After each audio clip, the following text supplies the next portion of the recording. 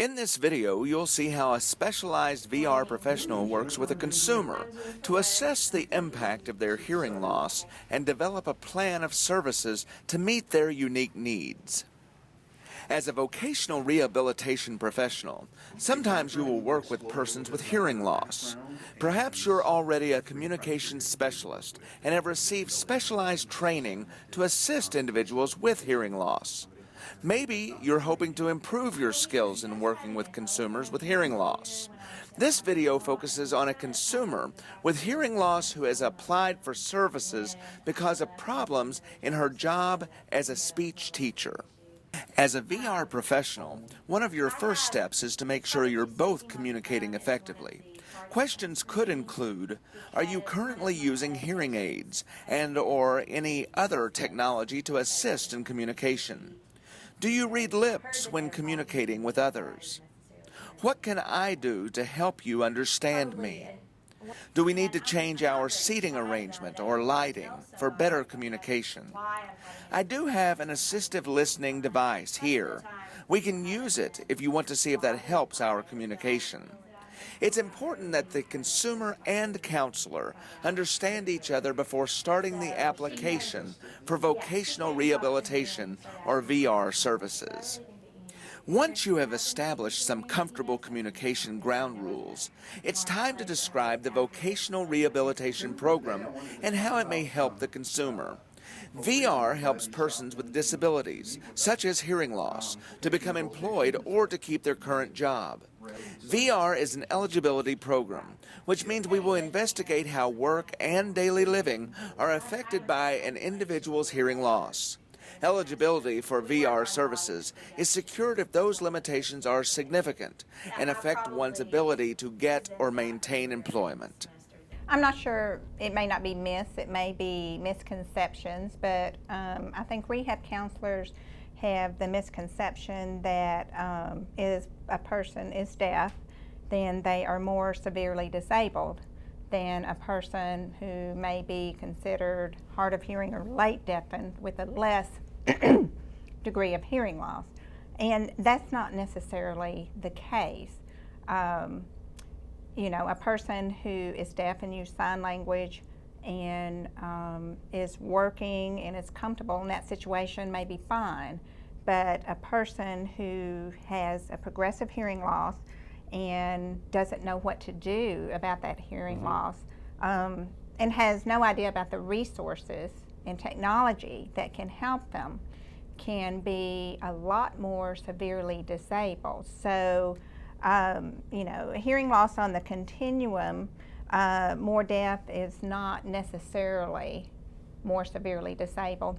I'll give you an example, like a lot of the people that are hard of hearing and late deafened may be employed now, but their hearing loss is causing problems on their job that they're about to lose their job or they don't know what to do. For example, an attorney came to us that was working in the courtroom and was losing her hearing and couldn't perform any of the essential functions of her job.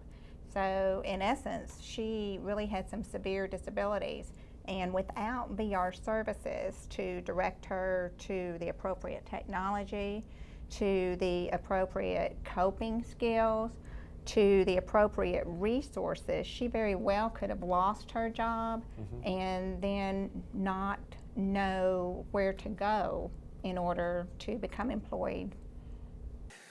To determine eligibility, VR counselors need to find out as much as possible about the hearing loss and how it affects all areas of daily functioning, but especially on the job.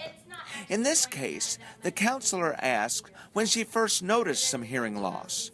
What are her job duties as a speech teacher? And how does she communicate with her students? Does she have problems understanding them? Is it stressful when they have problems communicating? What equipment and technology does she use on the job, like telephones, public address systems, pagers, and tape recorders? Probably 5 or 6 years where I've known I've needed to do something. I just haven't been able to go all the way through with it yet. In my current position now, teaching speech, it's a little bit more of an issue because I have to pretty clearly understand all of my students' words. Loud places are really difficult for me to differentiate between people's voices and the other noises that I hear and try to filter out what I'm hearing so that I can focus on what people are saying. I don't think I realized how much energy I was expending trying to understand what people were saying, and that may not be completely necessary for me to expend that much energy all the time. Another thing that I do as part of my job is I'm the yearbook sponsor, and one thing that I have to do is deal with the public on a business level. I sell ads and I take ad requests, and so I have to talk to people on the phone a lot as part of that position. To gain more understanding, the counselor may ask, what are some other situations where hearing is difficult? Other questions might include, have you or others noticed problems communicating at home, in the car, on the telephone, in small groups or large groups? Are you able to participate in activities like church, movies, and other social events? Have your family members, co-workers, students, or others mentioned your hearing loss? I think my family notices my hearing loss a lot more than I do. My mom and my husband have really encouraged me to keep pursuing it. From my perspective, in a lot of ways, I thought, well, I've adapted to it pretty well this far. I don't know that there's a reason to keep pursuing it, but my husband and my mom have really encouraged me to do it, to follow through with it. I was having trouble hearing my children at home sometimes, especially in the car when we were driving on trips and they would talk to me from the back seat. I couldn't hear what they were saying. At first, it may be hard to identify the specific problems caused by someone's hearing loss. To help pinpoint some of these issues, a take-home questionnaire can help the consumer think more clearly about this. Suggest spending some time talking to family, friends, and others about what they have noticed concerning the consumer's hearing loss and include that information on the questionnaire. Next, you will need to obtain a comprehensive audiological evaluation and possibly other medical reports to clarify the specific type and degree of hearing loss and to identify any recommended treatments and hearing assistive devices, such as hearing aids, listening devices, and alerting devices. Within 60 days, a review of all the information will determine eligibility for vocational rehabilitation. In this case, VR services are deemed necessary. The information gathered will be used to develop the Individualized Plan of Employment, or IPE. The IPE will list specific services needed for this consumer to successfully maintain her employment as a speech teacher. The next step is to discuss how and where to get needed services that are in the IPE. Some other evaluations, such as an eye exam, can also be important because we use our vision for speech reading and to be alerted to cues in the environment. In this case, there appears to be difficulty with communicating in a variety of situations, such as one-to-one conversations, small groups, and larger groups like the classroom. Furthermore, there are problems communicating through telephones, understanding public address systems, and relying on students for potentially valuable information. In her questionnaire, she also indicated difficulty listening to televisions, computers, and music. Finally, she also stated that she often depends on family members to be aware of signals such as doorbells, fire alarms, and alarm clocks. So the audiologist recommends hearing aids plus an FM system to use with the hearing aids in some situations. These devices overcome communication and alerting barriers in the classroom. A telephone amplifier can be used with even though individuals may become more comfortable discussing hearing loss and communication problems, it can still be difficult participating in social activities and enjoying various social settings. You, the specialist, can offer additional information, ideas, and support to develop communication strategies and coping techniques. Success requires a schedule of sessions to evaluate progress in using hearing aids and other devices in the workplace and at home. These sessions can explore any problems that occur and lead to discussions of strategies to deal with these issues. Other support services, such as hearing loss groups or local oral rehabilitation programs, can also help consumers learn more about how to deal with the effects of hearing loss.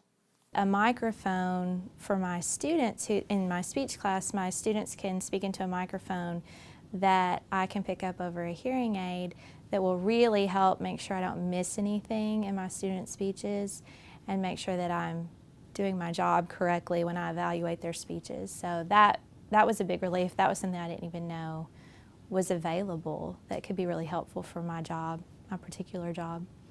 Being able to use my phone amplifier with my hearing aid system has really improved my business communications with public and advertisers, and I feel like I'm better able to communicate with them. The most important piece of technology as it relates to my work is the FM system. I've been able to use that in my speech classroom. My speech students speak into the microphone, and then I am able to pick that up in my receiver so that I can clearly analyze their speeches and help them improve their speeches. Once the services in the IPE have been completed and the consumer has been successfully working for 90 days, a case will be closed. However, consumers may need post-employment services after their case is closed if new problems arise as a result of hearing loss. Initially, when I contacted the vocational rehab office, I wasn't able to get in touch with a counselor right away, so I had to try several times to get in touch with them. Finally, I was able to get in touch with a vocational rehab counselor and make a successful appointment. And once that started going into play, then things really started happening for me. But it did take a little while and a little persistence on my part. Was that discouraging for you because you were so motivated? Yeah, a little bit. I kind of wondered if it was ever going to happen or if this was going to be another stop